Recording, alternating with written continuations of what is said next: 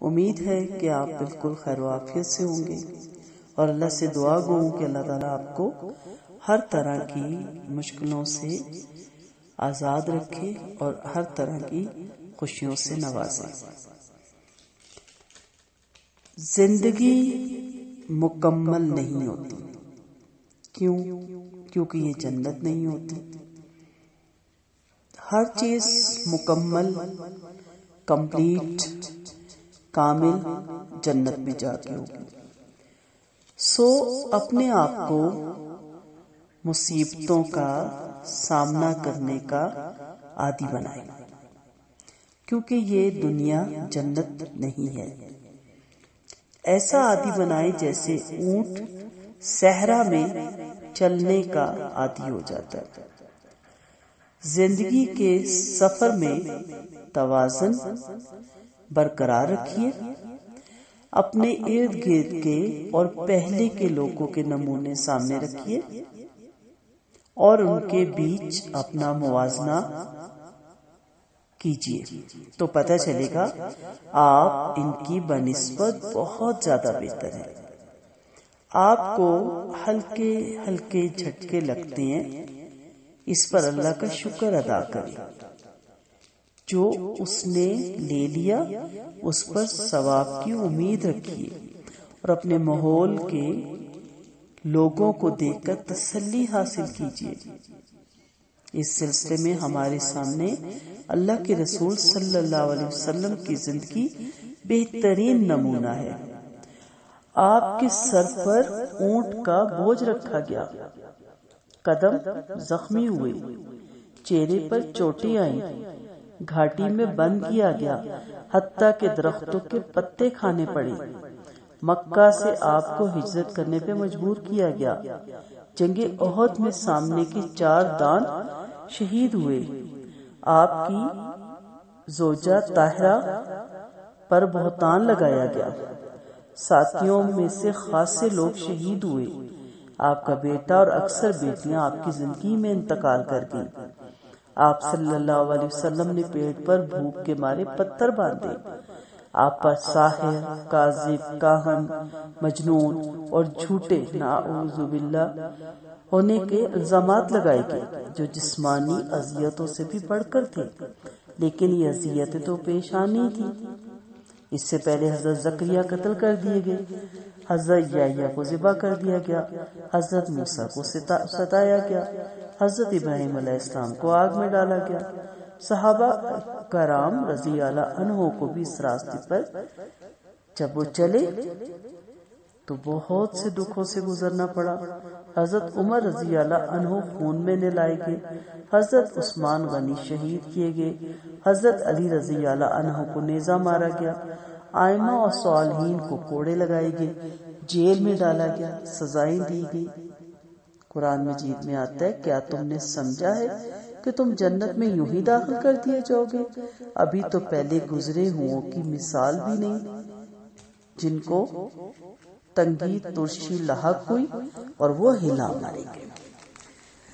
کہنے کا مدعا یہ ہے، کیونکہ ہمارا مقصد ہے وہ ہمیں قرآن و سنت کو سامنے رکھ کے اپنے آپ کو مضبوط کرنا ہے۔ دنیا کی کتنی بھی آپ کتابیں پڑھ لیں، کتنی بھی آپ موٹیویشن کی بکس پڑھ لیں، لیکن وہ آپ کو سکون نہیں دیتی۔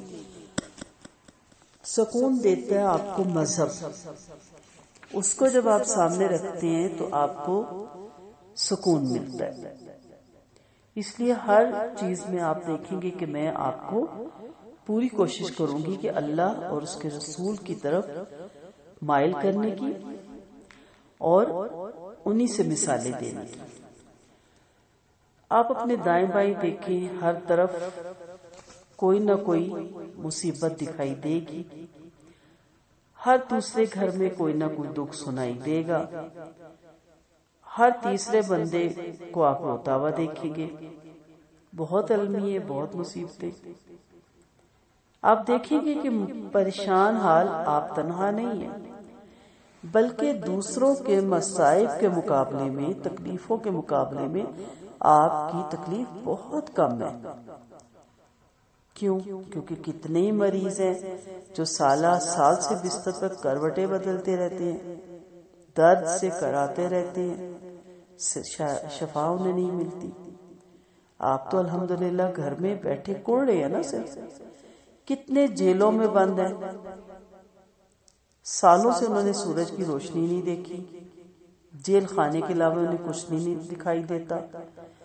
کتنی ہی مائیں ایسی ہیں جن کے جگر گوشے بچپن میں یا شباب جوانی میں چھن گئے، اس سے بڑا کیا غم ہے۔ کتنے جو پریشان حال ہیں، مقروض ہیں، قرضے سے بال بندھا ہوا ہے، روز دروازے پہ لوگ قرضہ مانگنے آ جاتے ہیں، واپس مصیبت میں ہیں۔ آپ ان کے ذریعے تسلی حاصل کیجئے اور یقین طور پر یہ جان لے کہ دنیا مومن کے لیے قید خانہ، غم اور آفتوں کی جگہ۔ یہاں صبح میں بھرے بھرے محل شام تک بعض دفعہ ویران ہو جاتے ہیں۔ ٹھیک ٹھاک انسان زندگی گزار رہا ہوتا ہے، اچانک صحت خراب ہو جاتی ہے، مال اور اولاد کی کثرت ہوتی ہے تو اچانک خدا نخواستہ موت آن گھیرتی ہے۔ آپ نے دیکھا نہیں کہ گھر کے 4 افراد مر رہے ہیں، 3 بیٹے ان کی میتیں آ رہی ہیں، خوف آ جاتا ہے۔ پوری فیملیاں، لوگ انہیں گاڑیوں سے نکال رہے ہیں، بیوی، شوہر، بچے، پوری فیملیاں مر جاتی ہیں، دل دہل جاتا ہے۔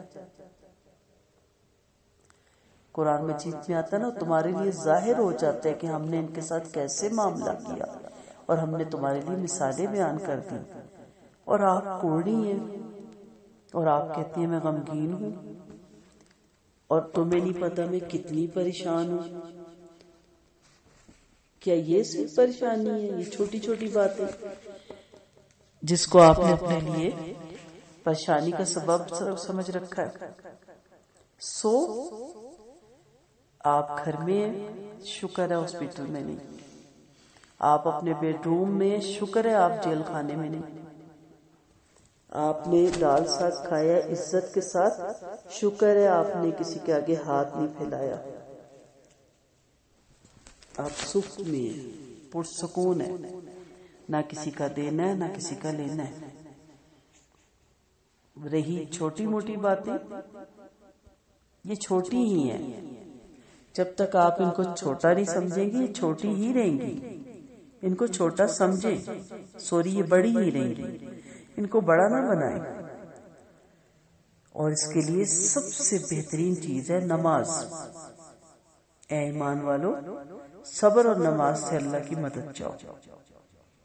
نماز جب آپ پر دکھ طاری ہو، غم طاری ہو، تفکرات طاری ہو، کوئی حل نہیں ہے، کوڑنا، سڑنا، جلنا، ایک کو فون ملانا، دہرانا، بتانا، چتلانا، چھوڑ دے، دکھڑے رونا چھوڑ دے، وضو کریں، نہیں دل مان رہا زبردستی کریں، جائے نماز پہ کھڑے ہو جائیں، فوراً نماز کی طرف لپکے، اچانک آپ دیکھیں گے روح سرشار ہونا شروع ہو جائے گی، دل کو اطمینان حاصل ہونے لگ جائے گا کہ یہ تو چند روزہ زندگی ہے، سدا یہاں تھوڑی لینا ہے۔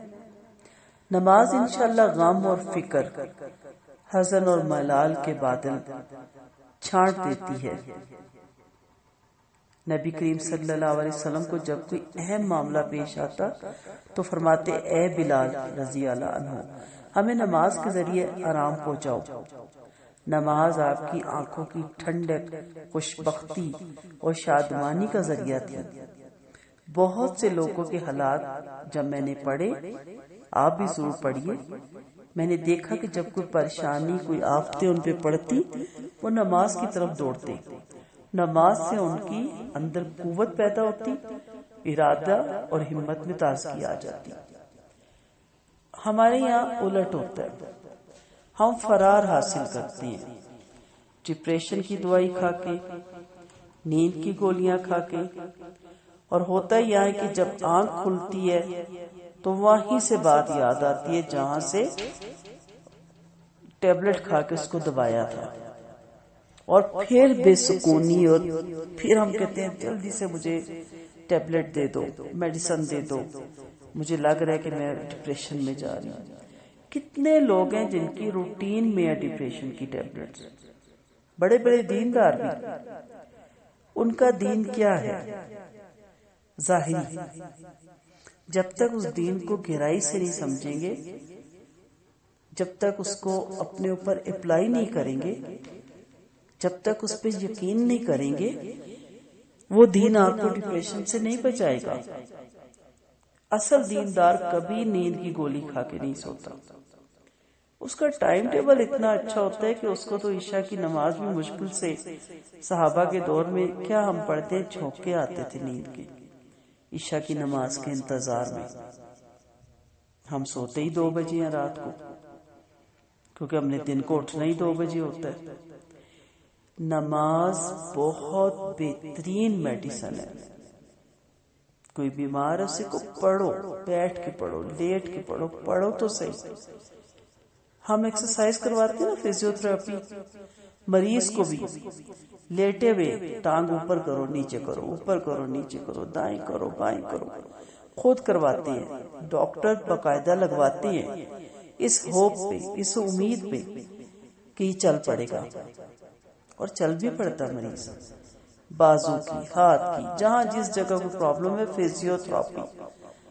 تو میں ہنستی ہوں کہ انہیں نماز ہی پڑھا دو، ہاتھ پکڑو، ان کے سینے پہ باندھو، کو آپ دل میں پڑھو، پھر ہاتھ ان کے اوپر لے جاؤ، اللہ اکبر کرو، پھر گھٹنے تک لے آؤ۔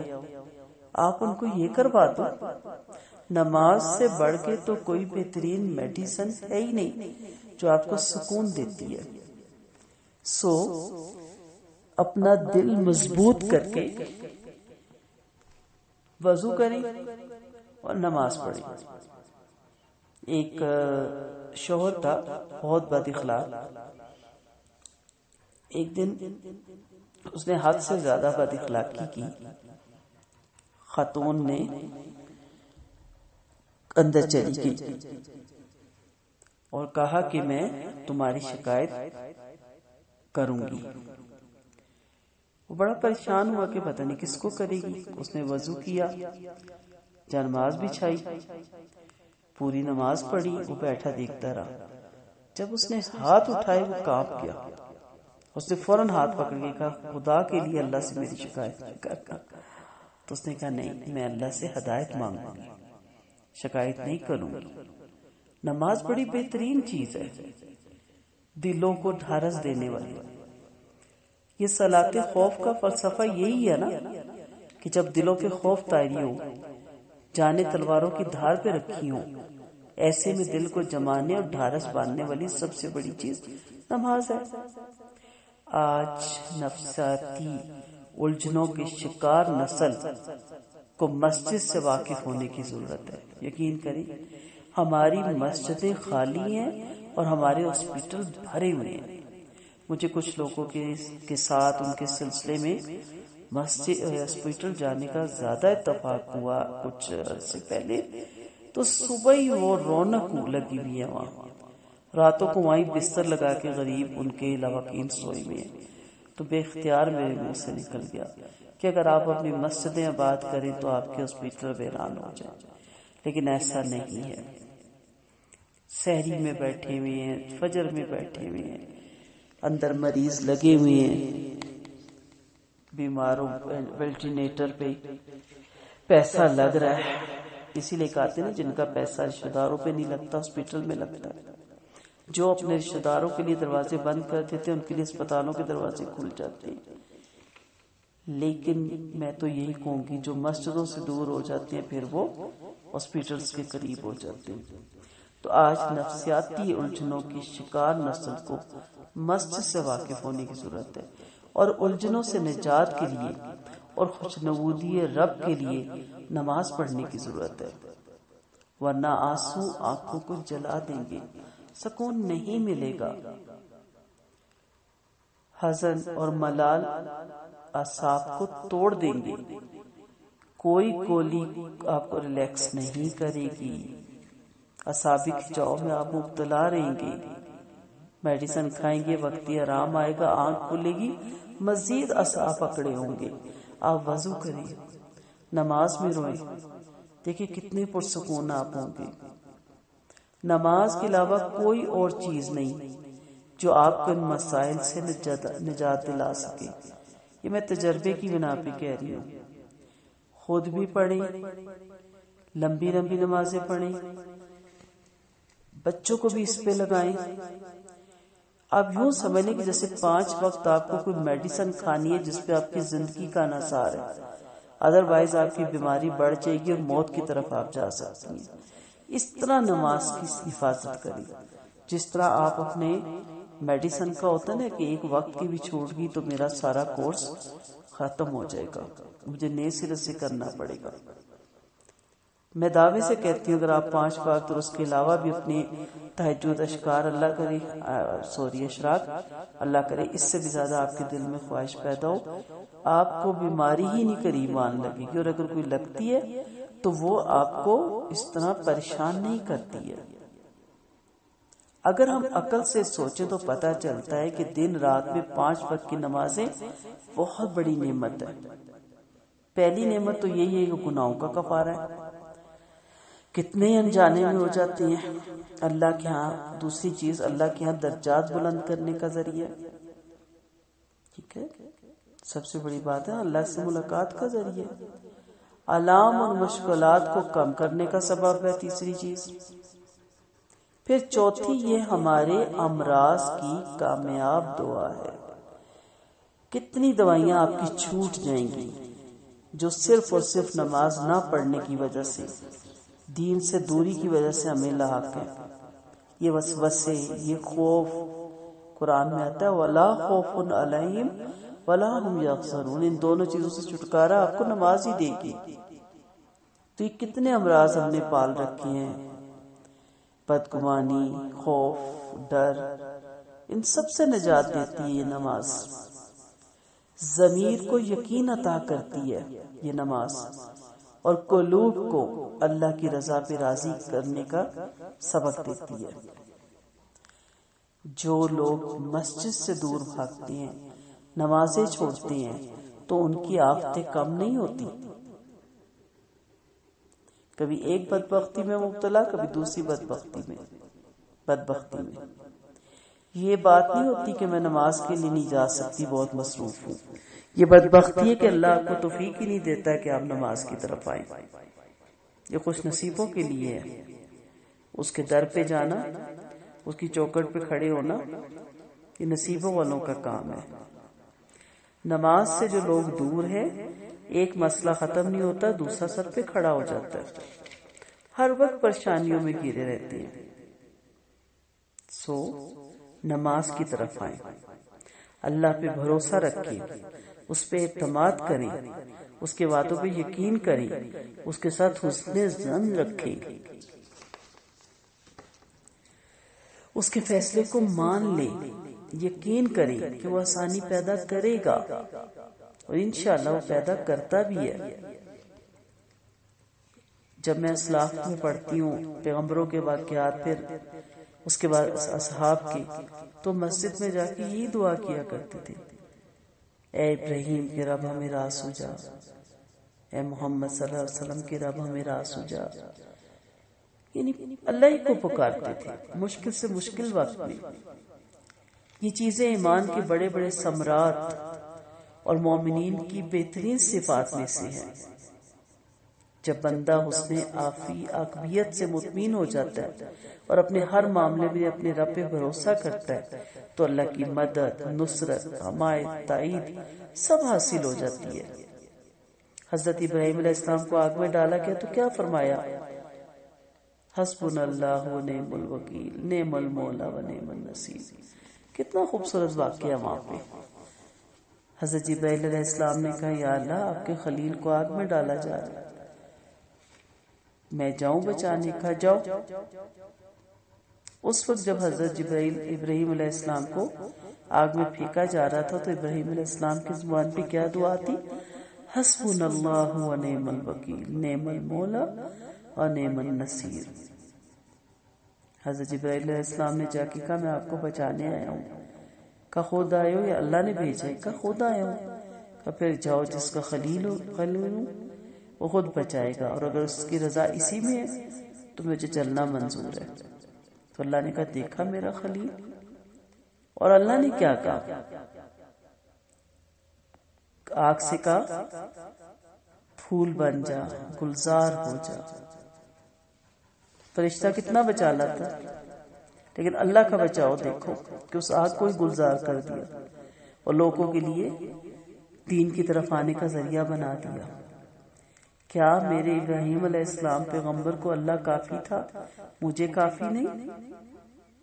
جب دل پریشان ہو حسبنا اللہ و نعم الوکیل، نعم المولا و نعم النصیر، تاکہ اللہ ہماری ان غموں کی آگ کو گلزار بنا دے، ہمارے دکھوں اور پریشانیوں کی تمام آگ کو گلزار بنا دے۔ جو ہمارے اندر بغض، حسد، کینہ کی آگ لگی رہتی ہے نا، اسے گلزار بنا دے۔ یہ جو بدلے کی، لالچ کی، حرص کی، طمع کی، ہر چیز کو گلزار بنا دے، ہمیں ٹھنڈک دے دے۔ نبی کریم صلی اللہ علیہ وسلم اور صحابہ کرام کو کفار کے لشکروں سے ڈرایا گیا، کیا فرمایا؟ ہمیں اللہ کافی ہے، حسبنا اللہ و نعم الوکیل و نعم المولا و نعم النصیر۔ وہ بہترین سہارا ہے، ہم نہیں ڈرتے، ہمیں کوئی چیز نہیں ڈراتی، کیونکہ مر گئے تو شہید، بچ گئے تو غازی۔ چنانچہ اللہ نے اپنی نعمت و فضل سے سرفراز فرمایا، انہیں تکلیف تک نہ پہنچی، انہوں نے اللہ کی رضا حاصل کر لی، اور اللہ بڑا فضل والا ہے۔ انسان اکیلا حادثات سے نہیں لڑ سکتا، نہ مصائب اور مشکلات کا سامنا کر سکتا ہے، کیونکہ وہ فطری طور پر کمزور اور ناتواں پیدا کیا گیا۔ ہاں اگر وہ اپنے رب پہ توکل کرے، اپنے معاملات اس کے سپرد کر دے تو سب کچھ کر سکتا ہے، اور اگر یہ نہ ہو تو اس عاجز اور لاچار بندے کے کام کو کوئی تدبیر اس کے کام نہیں آ سکتی، جب اس پر مشکلات اور مصائب آن پڑیں گے۔ جو لوگ اپنا بھلا چاہتے ہیں انہیں اپنے اللہ پہ توکل کرنا چاہیے، جو قوی ہے اور غنی ہے، وہ زبردست ہے، قوت والا ہے، وہی انہی مشکلات اور مصائب سے ہمیں نکال سکتا ہے، اذیتوں سے بچا سکتا ہے۔ لہٰذا حسبنا اللہ و نعم الوکیل کو حرز جان بنا لیجئے۔ اگر آپ کا مال کم ہو جائے، قرضہ بڑھ جائے، آمدنی کم ہو جائے تو پکاریے حسبنا اللہ و نعم الوکیل۔ اور جب آپ کو کسی دشمن کا خوف ہو، کسی ظالم سے ڈر لگے، کسی مشکل سے گھبرا جائیے تو پکاریے حسبنا اللہ و نعم الوکیل و نعم المولا و نعم النصیر، اور کفا بربک ہادیا و نصیرا، تمہارا رب کافی ہے نصرت کاری اور سازی کے اعتبار سے۔ بہترین حال دنیا میں جو ہم سیکھنے کی کوشش کر رہے ہیں، اس میں ایک یہ بھی ہے کہ کل سیروا فی الارض، نکلا کریں آپ۔ بہت زیادہ گھروں میں بیٹھنے سے بھی انسان کو تفکرات گھیر لیتے ہیں۔ سیر و تفریح کیا کریں اپنی استطاعت کے اندر، اپنی چادر کے اندر، مہینے میں ایک دفعہ، ہفتے میں ایک دفعہ، جو آپ کو سوٹ کرتا ہے۔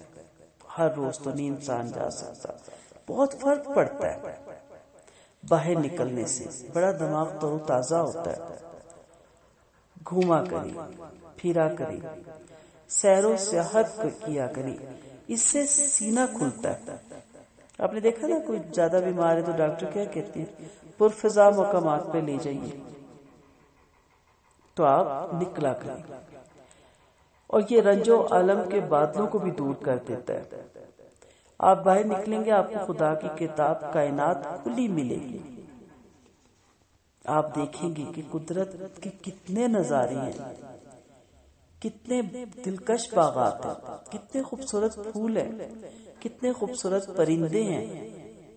گھر سے نکلیے، اپنے ارد گرد دیکھیے، مختلف جگہوں پہ جایا کریں، مختلف وادیوں میں، مختلف علاقوں میں جایا کریں۔ یہ بہت ضروری ہے انسان کے لیے، کیونکہ انسان جب ایک جگہ بیٹھا رہتا ہے تو چڑچڑا ہو جاتا ہے۔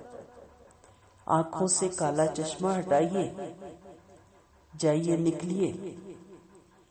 میں نے اس راہ میں بہت سیر و سیاحت کی، وہ بہت خوبصورت ہے۔ ایک تو آپ کی سیر و سیاحت، ایک تبلیغ، بہت کچھ سیکھتا ہے انسان۔ آپ رخ کا سفر سے بھی سیکھتا ہے، اور پھر مختلف لوگوں کے مزاج سے بھی، اور پھر بہت سی حکمتیں سمجھ میں آتی ہیں، پھر بہت سے لوگوں کے واقعات سے بھی۔ میں ایسے ایسے علاقوں میں گئی کہ جہاں پانی کی اتنی قلت، اور خواتین صبح لائن میں کھڑی ہوتی ہیں اپنے ٹین لے کے، ٹین گھڑے بھی نہیں، اور پھر وہ سر پہ رکھ کے چلتی ہیں پہاڑوں پہ سے، جہاں سے ہم جوگر پہن کے بھی نہیں چل پاتے۔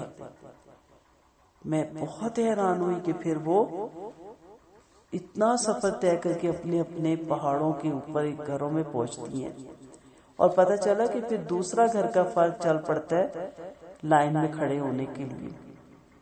اتنی قلت، شکر ادا کیا، اللہ تیرا لاکھ لاکھ شکر ہے کہ ہر چیز، نلکا کھولتے ہیں پانی آ جاتا ہے۔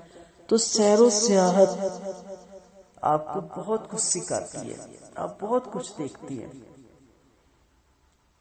اگر آپ خالی ہیں اور کمرے میں بند ہیں تو آپ خودکشی کر رہے ہیں۔ آپ کا کمرہ دنیا نہیں ہے، نکلیے اس کمرے سے باہر۔ اکثر میں نے خواتین کو دیکھا جانا چھوڑ دیتی ہیں چولہا ہانڈی کے چکر میں، نہ کسی کی عیادت کے لیے جاتی ہیں، کسی اور کو بھیج دیتی ہیں، نہ کسی کی تعزیت کے لیے جاتی ہیں، شادیوں پہ بھی اکثر نہیں جاتی، بچوں کو بھیج دیتی ہیں، بہووں کو بھیج دیتی ہیں، کسی کو بھی، یا کسی کے ہاتھ کوئی دینا دلانا ہے تحفہ بھیج دیتی ہیں کہ نہیں جانے ہوتا، نہیں دل کرتا، جایا نہیں جاتا، کام بہت ہے۔ یہ جو اچانک بیچ میں شادیاں آتی ہیں یا خدا کی طرف سے غم، یہ بھی بہت بہترین چینجنگ لاتی ہیں۔ آپ یقین کریں کہ میری پوری کوشش ہوتی ہے، میری اور میرے ہسبینڈ کی، کہ فیملی میں کوئی بھی اگر انوائٹ کرے تو ہم کسی طرح ضرور جائیں۔ ٹھیک ہے، ایک تو حق ہے نا ہم پہ ان کا، اور جو 5 حقوق ہے کہ آپ کی دعوت کی جائے تو آپ قبول کریں۔ لیکن میں نے دیکھا میں بہت فریش ہو کے آتی ہوں، ایک چینجنگ آ جاتی ہے، تھوڑا سا ہٹ جاتی ہوں ماحول سے، اور بہت خوشی سے میں جاتی ہوں تیار ہو کے۔ تیار ہونے سے مطلب میرا تو گو نہیں جا بھی ہوتا ہے، الحمدللہ شریف پڑھتا ہوتا ہے کہ سب ملیں گی، ایک موقع مل جائے گا تبلیغ کا، اچھی بات دوسروں تک پہنچانے کا، ان کا حال پوچھنے کا، ایک ایک بندے جو بندیاں ان سے ملنے کا، بہت اچھا لگتا ہے۔ اور خدا نہ خواستہ ماتم کی خبر یہ تو، یا کسی کی بیماری کی، یہ تو اچانک آ سکتی ہے، لیکن اس پہ بھی میں جاتی ہوں، پوری کوشش ہوتی ہے۔ اگر میں 100% نہ جا سکوں تو کم سے کم 80% تک تو میں پوری نبھاتی ہوں کہ نہیں، یہ وہ مواقع ہیں جس سے انسان کو اپنے رشتہ داروں کے دکھ میں شرکت سے ان کو ڈھارس بنتی ہے، اور بڑے دل سے کہتے ہیں کہ آپ اتنی مصروفیت کے باوجود لازماً ٹائم نکال کے آتے ہیں۔ اور ویسے بھی حق ہوتا ہے نا، مومن کا مومن پہ حق ہوتا ہے، بیمار ہو تو اس کی عیادت کی جائے، اس کی ڈیتھ ہو جائے تو اس کے جنازے میں شریک ہو۔ لہٰذا بند کمرے میں بیٹھنا اپنے آپ کو خودکشی کے راستے میں لانا ہے۔ اس بند کمرے سے باہر نکلیے۔ پھر آلام و تفکرات کے سامنے آپ کبھی نہ جھکیے، کبھی بھی سر نہ جھکائیے، آنکھیں کھولیے، کانوں سے سنیے، دل کی آواز پہ لبیک کہیے۔ قرآن مجید میں آتا ہے تم لوگ بوجھل ہو کر اور ہلکے ہو کر نکل پڑو، تو نکلیے۔ کئی دفعہ دل نہیں چاہ رہا ہوتا، اٹھیے، نہریں دیکھیں، تالاب دیکھیں، پرندے دیکھیں، باغات میں جائیں، سیر و سیاحت کریں۔ ہر طرف آپ کو اللہ تعالیٰ کی کائنات کے بہترین نظارے نظر آئیں گے۔ جو شخص نفسیاتی اور روحانی طور پر بوجھل پن محسوس کر رہا ہو، ڈاکٹر اور طبیب بتاتے ہیں کہ زمین پہ چلنا پھرنا اور سفر کرنا اس کے لیے بہت صحت مند ایکٹیویٹی ہوگی۔ جیسے میں نے شروع میں کہا نا جی، ان کو پرفضا مقامات پہ لے جائیں۔ کیوں کہا جاتا ہے؟ بہت فرق پڑتا ہے سیر و سیاحت سے۔ ٹائم ٹیبل ایسا بنائیں کہ مہینے میں ایک دفعہ ضرور جائیں، فیملی کے ساتھ جائیں، سفر کریں. آپ دیکھیں گے آپ تھک کے آئیں گی تو آپ کو خوشی حاصل ہوگی، ایک چینجنگ آ جائے گی نا. سوچئے اور تدبر ضرور کریں. حج دیکھ لیں ایک سفر ہے، اس میں بھی انسان بہت کچھ سیکھتا ہے اور انسان کی زندگی میں بہت سی تبدیلی آتی ہے. اپنے حج کے سفر سے میں نے یہی سیکھا تھا کہ ایک انسان اگر اتنے کم کپڑے اور اتنے کم برتنوں میں اپنے 45 ڈیز گزار سکتا ہے، اور وہ بھی پردیس میں سفر میں، تو پھر وہ اپنے گھر کے اندر تھوڑے سامان کے ساتھ کیوں نہیں رہ سکتا. اور پھر وہاں پہ آپ جو لباس دیکھے احرام، وہ ایک کفن ہی ہوتا ہے کہ اصل سفر کی طرف اشارہ ہے کہ اصل سفر آپ کو جو ہے ان کپڑوں میں ہونا ہے. تو بہت کچھ سیکھا تھا اس سفر میں سے، کافی تبدیلی آئی تھی. اور وہ جو رجحان ہوتا ہے نا کثرت کے برتن، تو کثرت سے بنائے ہوئے بستر اور کثرتیں سے ہم باہر نہیں نکلتے. جیسے سورت میں آتا ہے الہاکم التکاثر حتی زرتم المقابر. تو بہت تبدیلی آئی، کافی سامان شارٹ کیا. تو سفر سے آپ بہت کچھ سیکھتے ہیں، لوگوں سے ملتے ہیں، شکر کا جذبہ بھی بہت بڑھتا ہے. تو آج کا جو خاص چیز ہمارا پوائنٹ ہے وہ یہی ہے کہ آپ نے سب سے پہلے ایک تو پریشانیوں کے آگے ہار نہیں ماننی، اس کا مقابلہ کرنے کی ہمت ہونی چاہیے، کیونکہ یہ جو دنیا ہے یہ قید خانہ ہے مومن کے لیے، جنت نہیں ہے. یہ پرفیکٹ نہیں ہے، پرفیکٹ تو صرف جنت ہے. اور ساتھ ساتھ جو میں ٹپس بتاتی ہوں اس سے مقابلہ کرنے کے، اگر آپ کو پچھلے یاد ہو تو یہ تیسرا ٹپس کیا ہے، فسیروا فی الارض. کیونکہ میں نے اکثر خواتین کو دیکھا ہے کہ آ جایا کرو، کبھی ٹائم ہی نہیں ہوتا، کام ہی نہیں ختم ہوتے. میں فلاں کو کہتی ہوں تم ہو آؤ، ایک ٹوٹل پورا کرنا ہے کسی موقع پہ، خود نہیں جانا، بند کمروں بند گھروں سے باہر ہی نہیں نکلنا، اور 10 قسم کی بیماریاں اپنے اوپر لگائی ہوئی ہیں. اور میں ان سے یہ کہتی ہوں کہ ذرا نکلو، آیا جایا کرو گے، دیکھو گے کہ کافی بیماریاں تو آپ کے اندر سے ویسے ہی ہٹ جائیں گی. تو بہت زیادہ بیٹھنے سے، اندر رہنے سے انسان نفسیاتی الجھنوں کا شکار ہو جاتا ہے اور اسٹرانگ ہو جاتا ہے انسان اگر سفر زیادہ کرے. جو لوگ نہیں کرتے نا، جب انہیں کبھی کرنا پڑے تو پہلے سے انہیں گھبراہٹ ہونی شروع ہو جاتی ہے اور وہ سفر سے پہلے ہی بیمار ہو جاتے ہیں. اکثر لوگ کہتے ہیں ہم سفر کا سوچ کے ہی بیمار ہو جاتے ہیں. کیوں؟ کیونکہ وہ نفسیاتی طور پہ ویک ہو چکے ہوتے ہیں. اور کچھ لوگ صبح شام سفر کرتے ہیں اور ان کے لیے کوئی سفر پرابلم نہیں کھڑی کرتا. تو اس لیے عادی بنائیں سفر کا، گرمی کا، سیر و سیاحت کا، اور اپنی چادر کے اندر رہ کے کبھی نہ کبھی ضرور نکلا کریں. اور خاص طور پہ جو شادی کے ایونٹس جب کوئی انوائٹ کرتا ہے، یا خدا نخواستہ اللہ کی طرف سے کوئی بیماری یا فوتگی کا واقعہ ہو جاتا ہے، تو ضرور جایا کریں تاکہ آپ بہت سی نفسیاتی بیماریوں سے اپنے آپ کو بچا سکیں. وآخر دعوانا ان الحمد للہ رب العالمین. سبحانک اللہم و بحمدک، اشہد ان لا الہ الا انت، نستغفرک و نتوب الیک. دعاؤں کی طالب رخسانہ اعجاز. السلام علیکم ورحمۃ اللہ وبرکاتہ.